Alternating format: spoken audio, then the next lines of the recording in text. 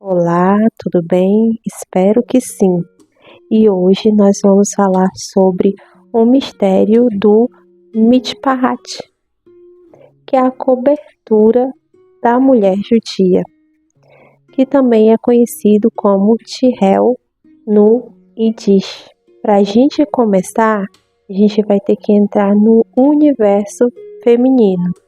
E esse universo feminino, ele é cheio de misticismo, porque a mulher ela é desconfiada e intuitiva. E de onde veio isso? O motivo advém do Éden, porque a mulher ela foi enganada pela serpente. A partir daí, ela passou a ter mais atributos de desconfiança e também de intuição. A nossa mãe Eva recebeu desse desfecho, provar ali do fruto proibido, a sua desobediência trouxe algumas consequências. E nós vamos ver isso em Gênesis 3:16. E a mulher diz: seu trabalho será duro, e também a sua gravidez com dores dará à luz a filhos, e seu desejo será dominar seu marido, mas ele quem te dominará. É por isso que vemos tantas mulheres tentando se encontrar em movimentos políticos e filosóficos, tentando obter esse domínio desde os primórdios e nunca conseguiu. Qual a relação da frase "o seu desejo será dominar, mas você quem será dominada"? Bem, para compreendermos isso, temos que fazer uma longa viagem e nós vamos começar agora. A realidade é que diversas civilizações tribais, como os hebreus, os egípcios e outros povos, principalmente os africanos, as mulheres costumavam usar adereços e coberturas para simbolizar a sua cultura. Não sabemos a origem exata de quem iniciou com a cobertura na cabeça da mulher. Atualmente, nos países do Oriente Médio, a cobertura feminina serve para simbolizar o compromisso que uma mulher tem. Se ela é casada ou até noiva, de certo usará. E é por esses motivos que sempre vemos reportagens de mulheres se vangloriando por terem sido assediadas, isso, mulheres aqui do Ocidente, por terem lhe oferecido camelos. Mas na realidade não é pelo fato delas serem bonitas, sim, muitas são, é por serem sem noção. Porque quando você vai viajar para um lugar, você tem que conhecer a cultura. E lá a mulher casada usa cobertura na cabeça. Se você não tem uma cobertura, porque você está disponível, logo pode ser comprada por camelos. O mais triste é que nesses casos, às vezes, o companheiro está do lado rindo e acha que aquilo é legal, né? Enfim, para compreender ainda mais sobre esse assunto, nós vamos estudar agora uma vertente judaica. Lembrando, existem outras, porém vamos fixar nessa.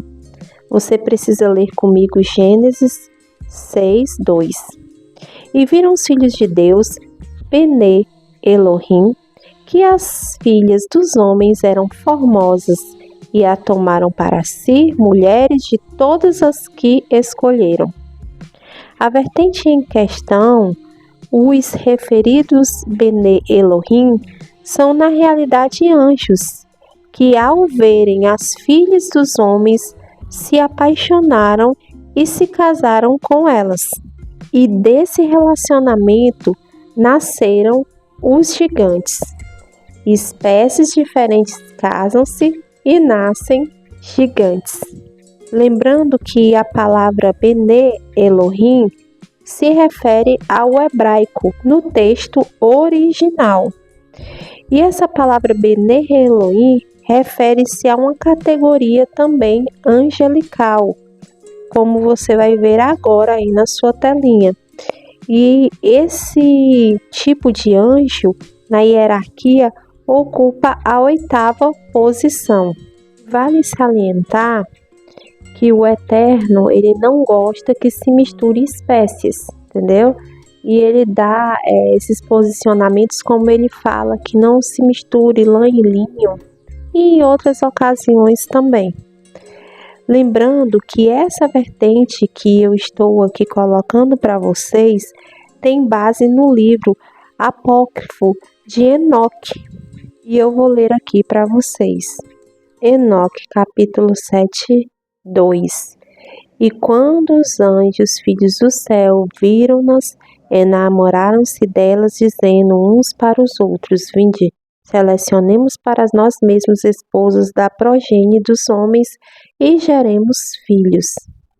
A partir desses seres híbridos, instalou-se na terra a corrupção moral tal qual que a consequência foi o dilúvio. E talvez você se pergunte, nossa, mas qual a conexão desse livro com a Bíblia? Então a gente vai ver a conexão na Brit Hadashah, em Judas, capítulo 1, 14, que fala desse livro. Em 1 Coríntios 11, 6, fala assim: se a mulher não cobre o cabelo, mande cortar, mas se é vergonhoso ter cabelos cortados ou raspados, cubra a cabeça. Por essa razão e por causa dos anjos, a mulher deve ter um sinal de autoridade sobre a cabeça.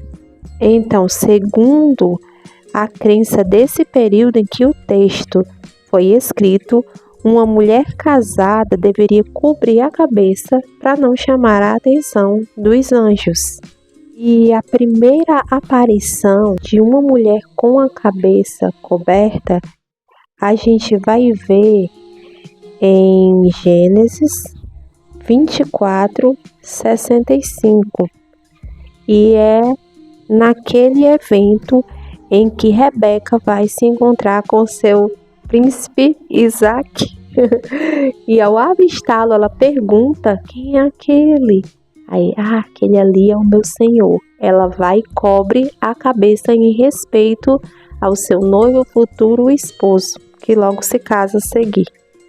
E a segunda aparição se dá com Tamar, em Gênesis 38, 14. A gente vai ver a Tamar em questão é a nora de Yehudá.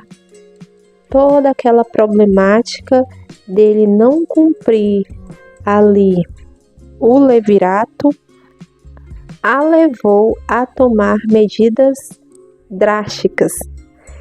E aí ela vai e se envolve e cobre a sua cabeça para enganar o seu sogro.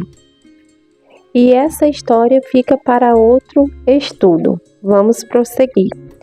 O Midrash vai falar algo bem interessante.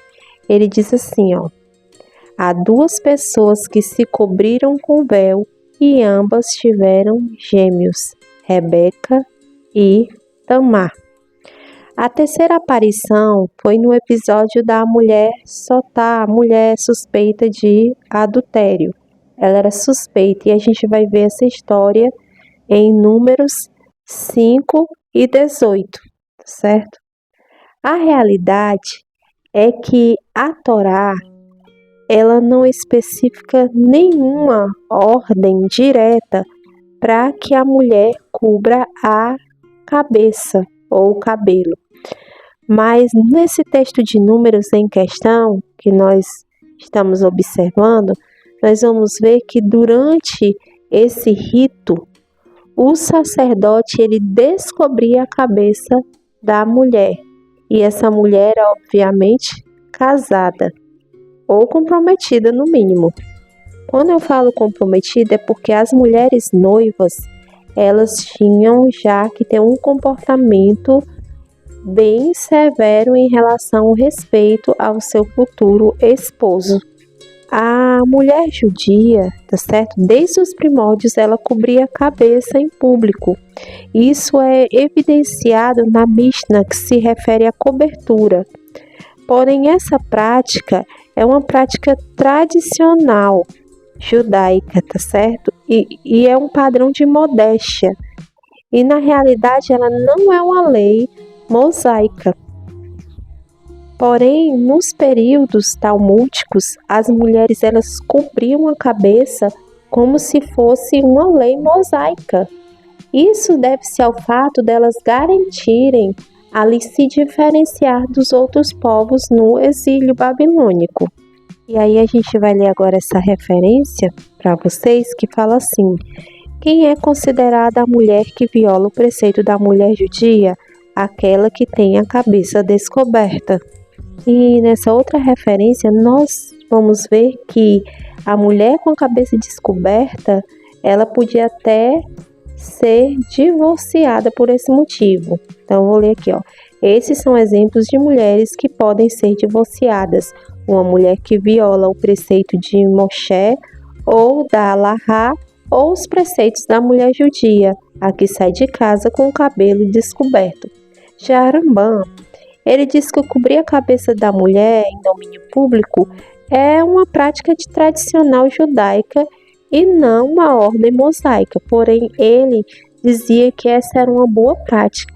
De acordo com a Alahá etíope, pois nós temos também uma Alahá etíope, a mulher casada ela deve cobrir a sua cabeça. Só mulheres com impropriedades sexuais andam com a cabeça descoberta. E as solteiras elas não precisam. Porém, na África essa cultura ela é muito forte. E às vezes a gente vê até crianças com a cabeça coberta hoje em dia, porque é muito valorizado nessa cultura africana a cobertura na cabeça da mulher, origem dos povos tribais. Então, esse estudo é para que você compreenda que a cobertura ela tem várias vertentes, vários desfechos e várias análises. Eu pessoalmente não considero uma haverá, uma irmã que não cubra a sua cabeça como uma pessoa pecadora, que esteja errado, não. Eu creio que isso é algo pessoal, pois existe judaísmos, um universo de judaísmo, e a gente tem que respeitar a escolha de cada uma. Porém, eu quero te trazer uma meditação. Além de tudo, a cobertura também é um símbolo, como as mulheres da época do Talmud faziam, ser lembradas de suas origens em um contexto de exílio. Nós também devemos lembrar que nós somos judias através da cobertura. O outro fato é um fato mais profundo e espiritual. Alguns sábios dizem que a mulher tem que rezar com a cabeça coberta. E agora eu vou te mostrar algo bem interessante. Se a gente pegar a palavra mulher no hebraico, Ishna, a gente vai olhar aqui no pitografado, nós vamos ver na terceira imagem a figura de uma bonequinha com as mãos levantadas, como se estivesse adorando. Isso mostra que as mulheres estão em constante tefilá. Elas já estão constantemente em rezas, orações e voltadas ao Criador. Alguns sábios dizem que as mulheres têm que cobrir a cabeça durante as rezas. Várias mulheres fazem isso em distintas religiões.